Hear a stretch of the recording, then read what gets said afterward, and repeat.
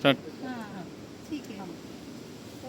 आज आपण मौजे बोर्ले येथे गोकृपा अमृत हे आपण प्रगतशील शेतकरी गोविंद पाटील यांच्या शेतामध्ये आपण करत आहोत.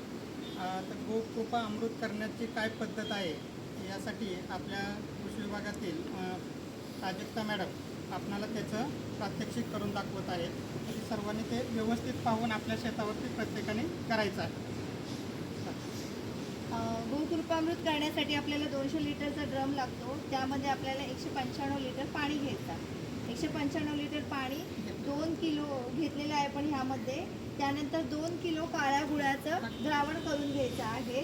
ते 2 किलो काळ्या गुळाचं द्रावण आपल्याला ह्याच्यामध्ये मिक्स करायचं आहे. आणि त्याचसोबत आपल्याला 2 लिटर देशी गाईचं ताक घ्यायचं आहे. ते देखील आपल्याला ह्याच्यामध्ये मिक्स करून घ्यायचं.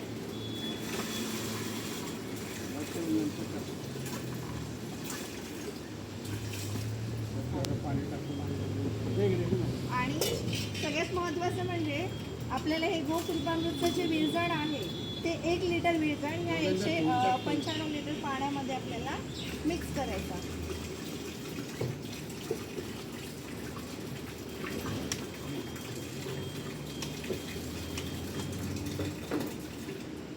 अशा पद्धतीने आपल्याला 1 लिटर गोकृपामृत, 2 लिटर देशी गाईचं ताक आणि 2 किलो गुळाचं द्रावण हे सगळं मिक्स करून हे सगळं मिक्सचर पूर्णपणे हलवायचं आहे घड्याळाच्या दिशेने.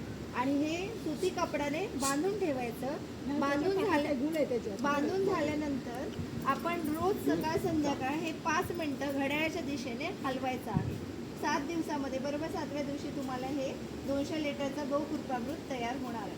ह्याचा वापर काय करायचा तर हे 200 लिटरचं गोकृपामृत तयार झाल्यानंतर तुम्ही आता जी पेरणी करणार आहात त्या पेरणीच्या वाफ्यावरती गोकृपामृतचा वापर करायचा आहे. त्यानंतर तुम्ही चिखलीच्या वेळेला देखील हे पाणी गोकृपामृत वापरू शकता. त्यानंतर चिखली झाल्यानंतर आपली लावणी झाली, लावणीनंतर 20 ते 25 दिवसांनी परत